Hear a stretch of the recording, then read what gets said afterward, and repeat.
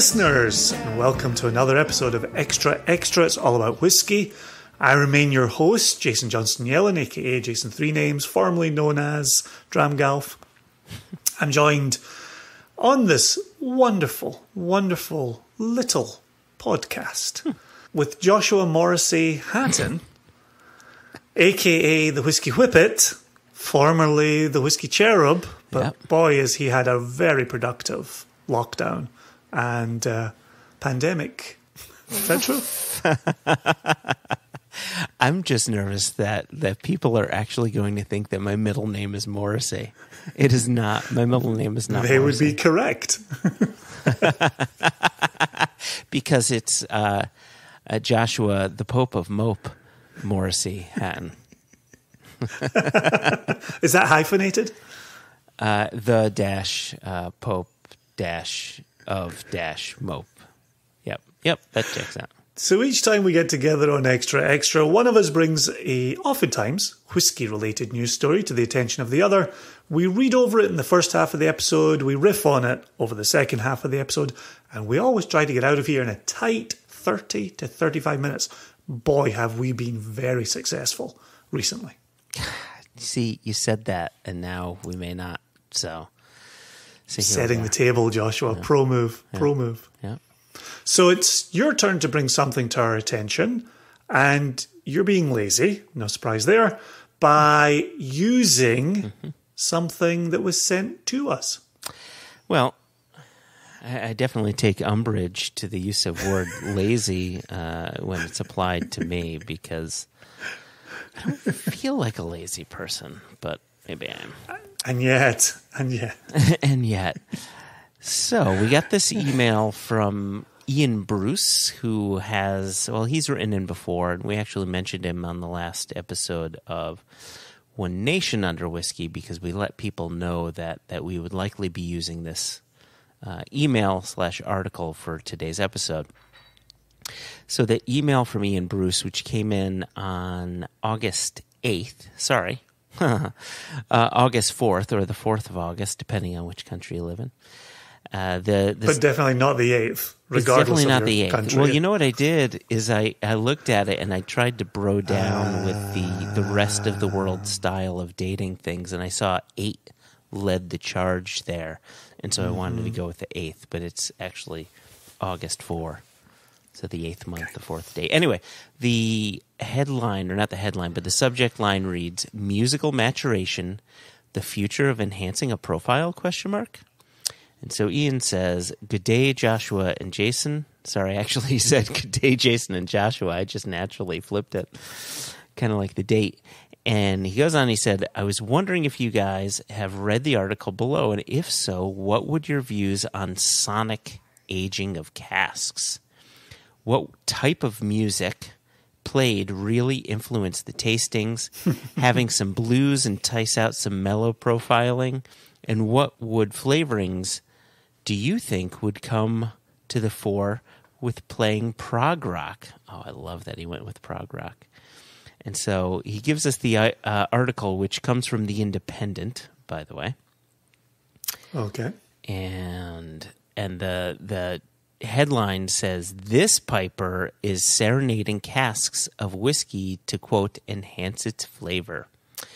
And then the subheader says, the concept dates back to the 18th century when whiskey was transported by sea. The author is Saman Javed. Hopefully I pronounced Saman's first name and surname correctly. Slim chance of that. It's a very slim chance. But I will tell you, here's an interesting thing. The headline, whiskey is spelled without the E, and the second word in the first sentence has whiskey spelled with the E, so... We've discussed this previously, right? Oftentimes, the headlines are not written by the author of the piece. Yeah. So Salmon has submitted his article, and then some editor somewhere has applied a headline to it with a question mark. Headlines with question marks, no thank you. Yeah. Anyway, moving on. Yeah. So, the article starts. It says, a whiskey brand has enlisted the help of a Scottish piper and whistle player to enhance the flavor of its drink. Ali Levac Levack, Levack, a musician. Levack. There you go. A musician from Dingwall, a small town in the north of Scotland, has been playing. We know it well. Do we? Have we been to Dingwall? Yeah, many times. Okay, there you go. So Ali has been playing the tin whistle to casks of Wee Smokey's new limited edition whiskey. Last year, Levack's band, Project Smoke, auctioned off the naming rights of its new single on a bid to generate income following the cancellation of live gigs during the pandemic. At the time, Wee Smokey won the bid, and the single was named after the distillery. Now Wee Smokey has announced it is releasing a bottle of single-grain Scotch whiskey, which has been, quote, enhanced, end quote, by Levack in a process known as, quote, sonic aging. The concept Did they just call that single-grain Scotch whiskey? Single-grain Scotch whiskey, yeah. Please don't tell me you have a problem with that. That is a legal statement. That's what we use on our labels when we bottle Invergordon or Port Dundas. It always says single-grain Scotch whiskey. Well, that's the part that surprises me. As you start reading this article, I just assume we're talking about a single malt distillery. And now it's described as single grain. Right, and it says Wee Smokey. I only know of one distillery that produces a peated single grain. And maybe we can get into that a little later. The concept of sonic aging comes from a technique of aging whiskey at sea. And by the way, whiskey here on out is being spelled without the E. So I don't know what's happening here. So aging at sea, where vibrations from the movement of water to oak casks increase contact between the liquid and the wood, speeding up the aging process. In recent years, the concept has been adapted by distilleries, mostly in the U.S., which emulate these vibrations through sound. John Herron, founder of U.S.-based distillery Copper & Kings, previously spoke about the process in an interview with Billboard, explaining that musical notes pulsate through the barrel. This causes the alcohol molecule to move away from the sound wave. Sorry, the reason why I keep on saying sorry is window after window after window is popping up here. Reading this article is very infuriating because every time I get to a new sentence, I have a new ad jumping in the way. Anyway, I regret signing up for a free account with The Independent. Anyway, this causes the alcohol molecule to move away from the sound wave, hitting the wall up. What the fuck just happened? Did your browser just crash? The browser just like reloaded the thing. It reloaded all of the ads, so they're all popping up again. Here we go again. This causes the alcohol molecule to move away from the sound wave, hitting the wall of the barrel, sliding upwards until it loses momentum and then falling. The process, which repeats as the music plays, is thought to accelerate the interaction between alcohol and the wood of the casks. In a bid to enhance Wee Smokey's whiskey, Levack has been playing the tin whistle to casks of the liquor. And then this is a quote from Levack. Playing to whiskey casks was a new experience. I loved being part of the whole process, from playing our music to the whiskey while it aged to drinking it while listening to our recorded song, Levack said. Wee Smokey's founder, Rory Gamble, said it is the first time the brand has used the process for making its whiskey. Our best whiskey, oh my God, I can't read this article. Our best whiskey is best enjoyed with music, so it was natural to experiment to see how music could enhance the flavor, Gamble said. The Scotch Whisky Association told The Independent that under UK regulations, a traditional method of aging whiskey must be used alongside sonic aging. Quote, in the UK and EU, whiskey requires maturation for at least 3 years as long as the product meets the legal requirements in the country of sale. People are free to play whatever music to the whiskey they wish, a spokesperson for the association said. And that's it. Thank goodness. That's the article. I'm not even experiencing this with you, but boy, oh boy, that was a process. I was afraid, because I don't really read The Independent, though I do read The Atlantic. And I was in my head nervous that The Independent would be as long as an Atlantic article, and then I'd be dealing with all those pop-up ads, just like boom, ba-boom, ba-boom, ba-boom. That was frustrating AF as a Frenchman. And just to bring you back, I think you mean as wide as an Atlantic article? I do mean as wide. Thank you. Yeah, well put. I appreciate the Atlantic article's girth. It's ocean humor. Come for the whiskey news, stay for the ocean humor. I tell you, it only took you about 18 knots to get to that punchline, which was great. Did I do the ocean humor right? Let's take a quick break and we'll come back for a wee riff.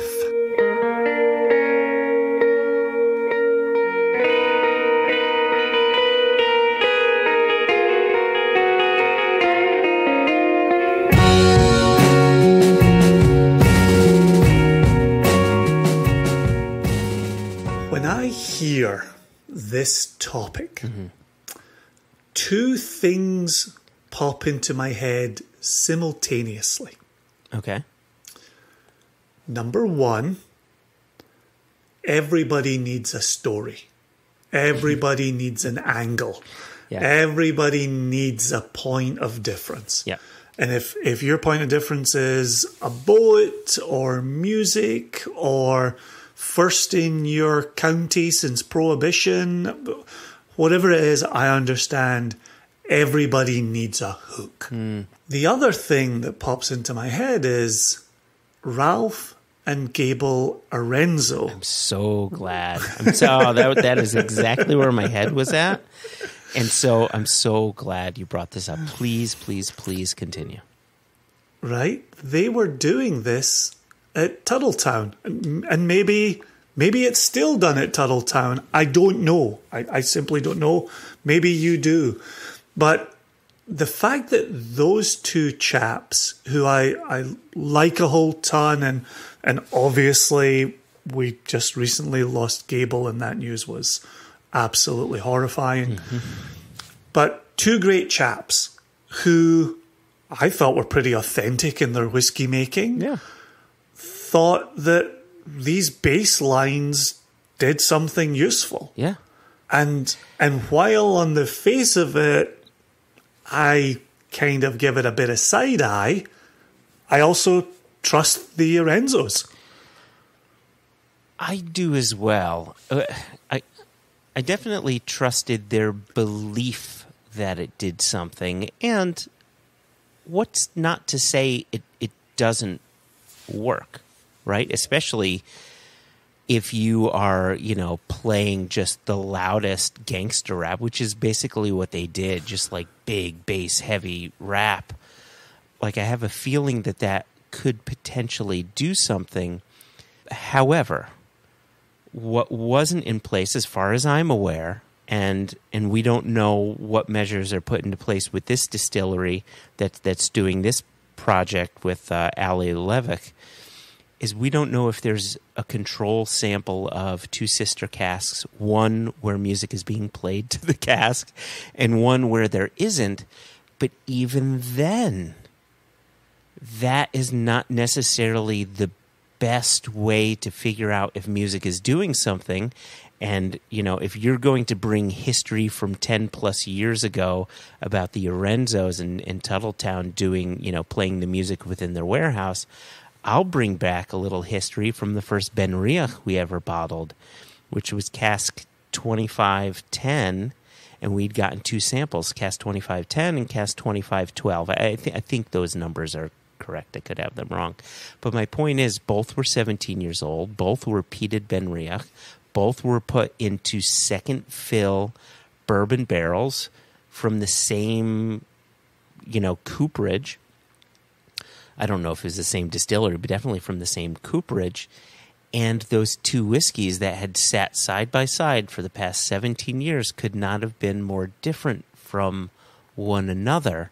And as far as I'm aware, there were no musicians coming in to, have a private concert with one of the casks and not the other. So there's that. However, I do feel that there have been examples where the filling of sister casks and having them mature in different environments have worked out. And that's our friends at Milk and Honey, right? Where they put one cask in Tel Aviv and one cask in the Dead Sea, and you can clearly see the differences because of the temperatures, because of the barometric pressures, and so on. And you can see that happen within bourbon warehouses, right? Put one cask on the bottom floor, put one cask on the 5th or 6th floor, and different things are going to happen. I just don't know if you can say, hey, we played the music to this whiskey, and now it's made for a different whiskey. I just don't know how true it could be. Yeah, the takeaway for me is often these are dealt with anecdotally. Yeah. And I quite like the way you parsed it a moment ago, where the Arenzos believed it made a difference to the whiskey that came out the door, right? That seemed like the important part of their process. They weren't necessarily arguing that all casks should have music played to them consistently to, say, create a better product. They just said, for us in our setup, here's what we are doing, and we think this is making a difference.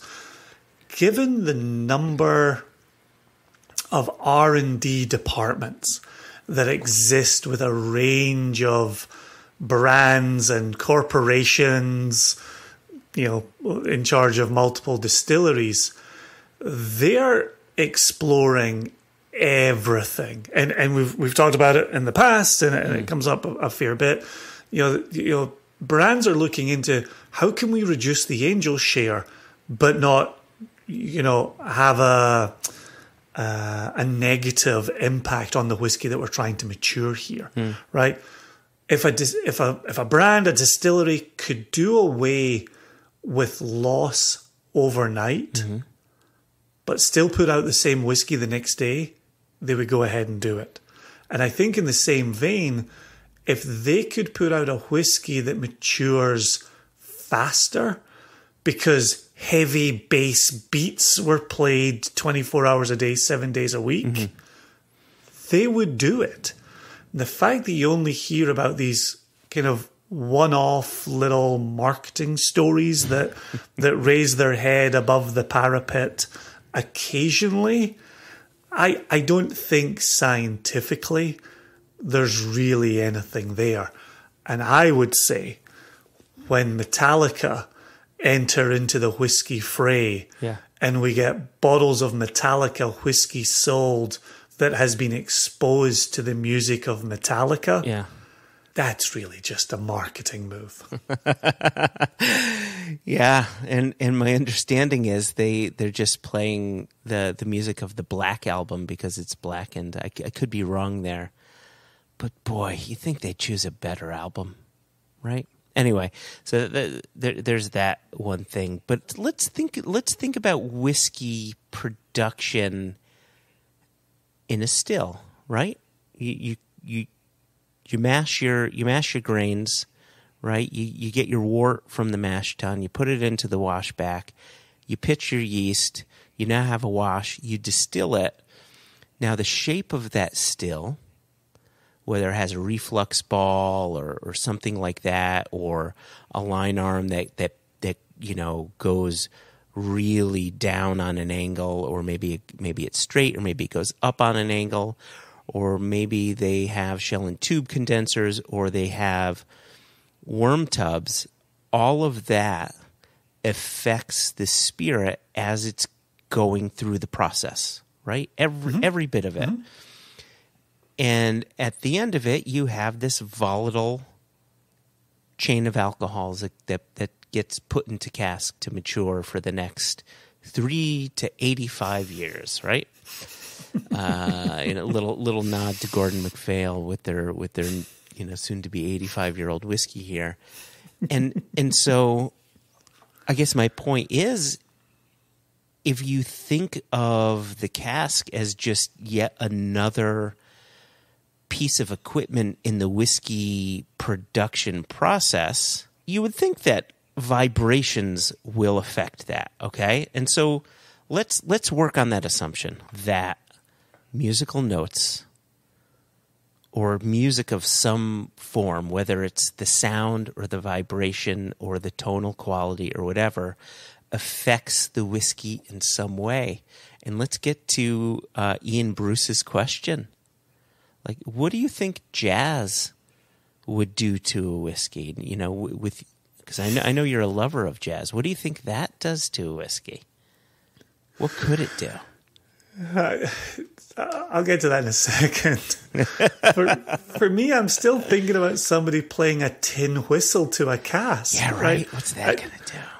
Like, if you're looking at big, heavy bass being played, like vibrations, right? Yeah. But a tin whistle just seems kind of light and passing over the top. I love the idea of the pipes being played. You know, just as a good Scotsman, I just love the thought of the pipes screaming in a warehouse, and how long you could potentially stand that for.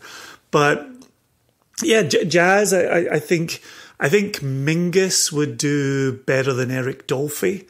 You know, but both collaborated in their day. But I think, I think that stand-up bass of Mingus just hammering those bass lines, I think could really, given that we're going on this assumption that may very well have no scientific bearing at all, but I think if you could have Mingus hammering the bass, even that avant-garde style. God, he was so heavy. Eric Dolphy with the flute. Yeah, I think it's going to be much more of that tin whistle approach. I think it's going to bounce off. Yeah, but would heavy bass notes have a specific purpose and the light notes have something else, right? Do you get minty menthol notes from a tin flute and I don't know. I did I kind of feel as if Ian Bruce sent this in having listened to some episodes. It's like, oh, Joshua's into prog rock. Let me ask this question. What'll prog rock do? Because that'll make him answer my question.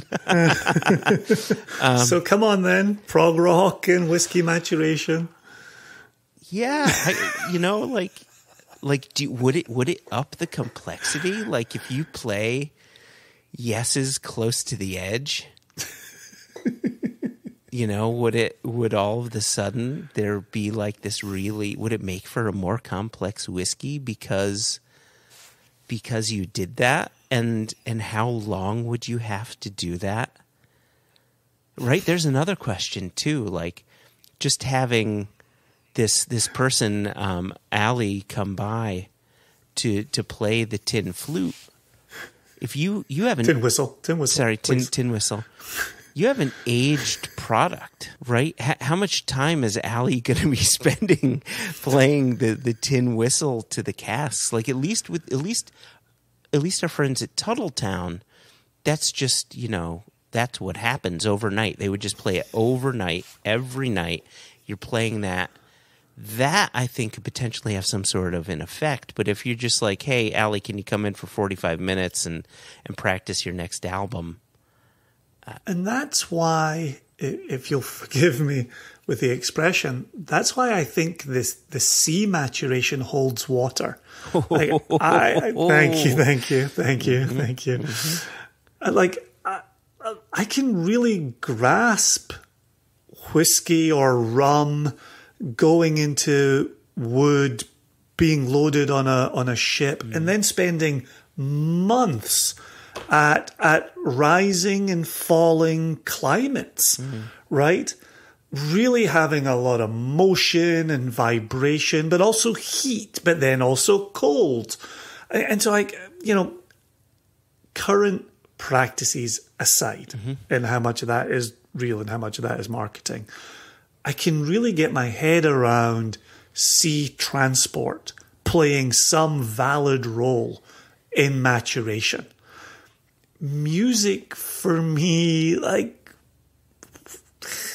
it's to your point, right? Like, you would have to play the music non-stop for months and really be bombarding it to vibrate that oak, to vibrate that liquid. And how much vibration are you really getting there?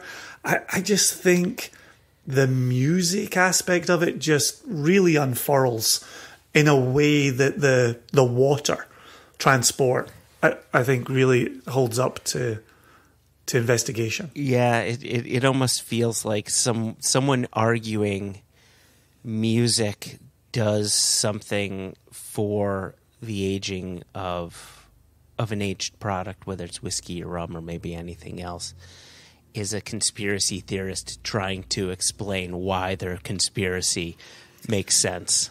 When if you just sort of step back a little bit, you see this flaw and you see that flaw and then you see this gaping hole, and yeah.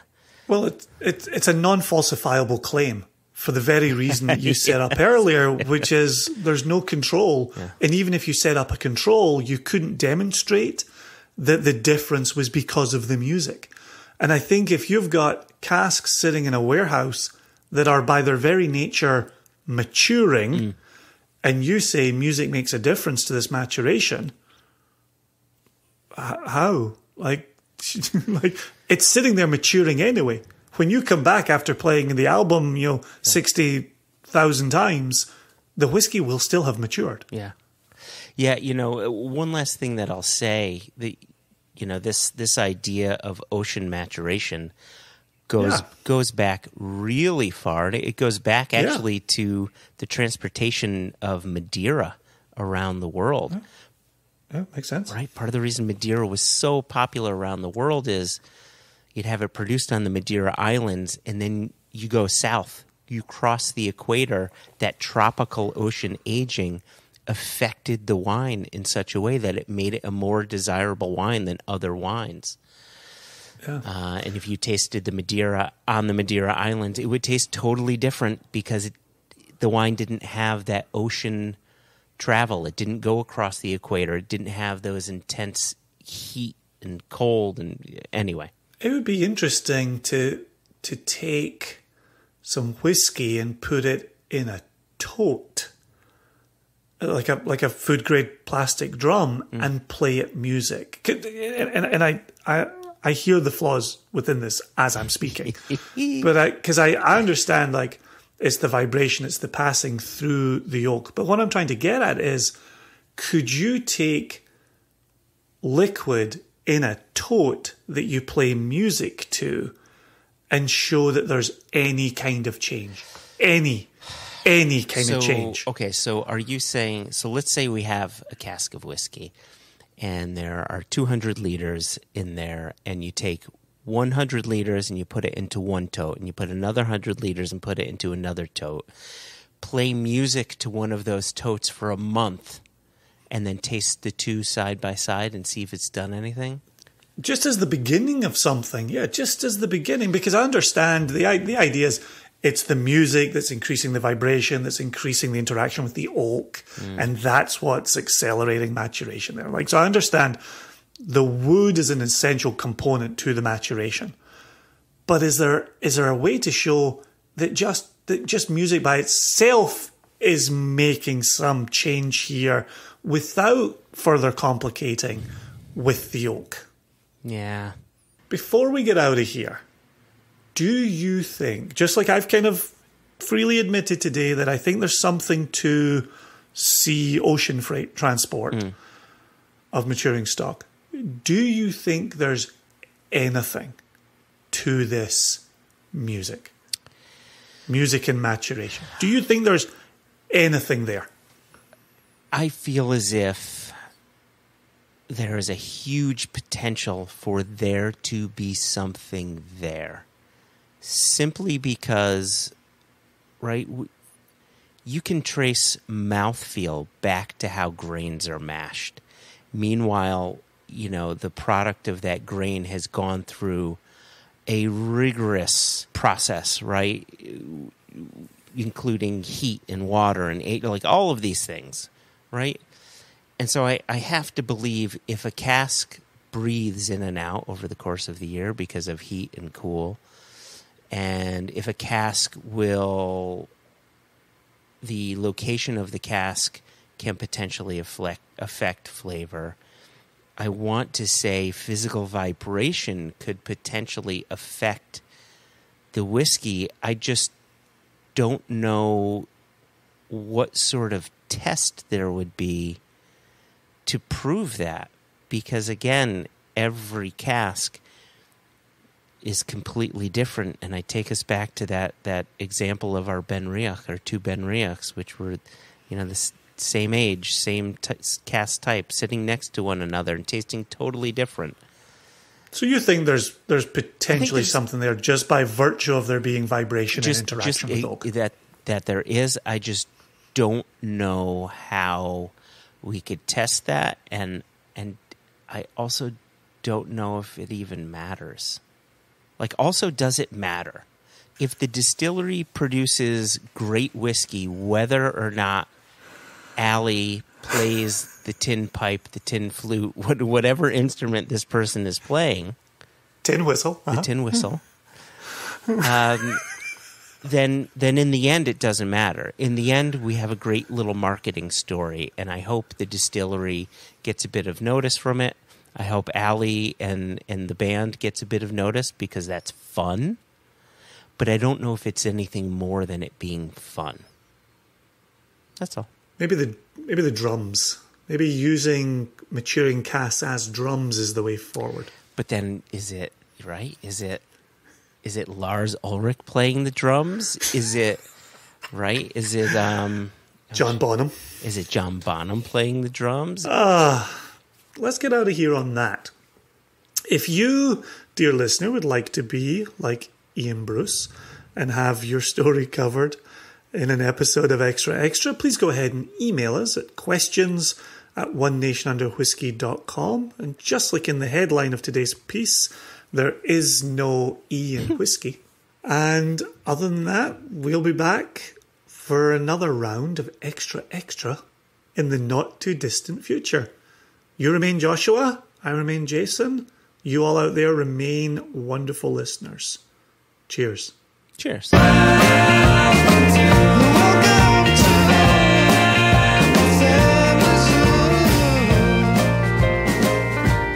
Hello, dear listeners, and welcome to the latest episode of Extra Extra. It's all about whiskey. The cat has picked this exact moment to be let out the door that I just closed. Oh, cats. You gotta love them. Fucking hate them. No, you gotta love them. Nope. Yep. The opposite of that. They're the best. They're far superior to dogs. Fuck off, man. She saw that you weren't getting your steps Ramblings of in. a madman. Ramblings of a madman. Okay.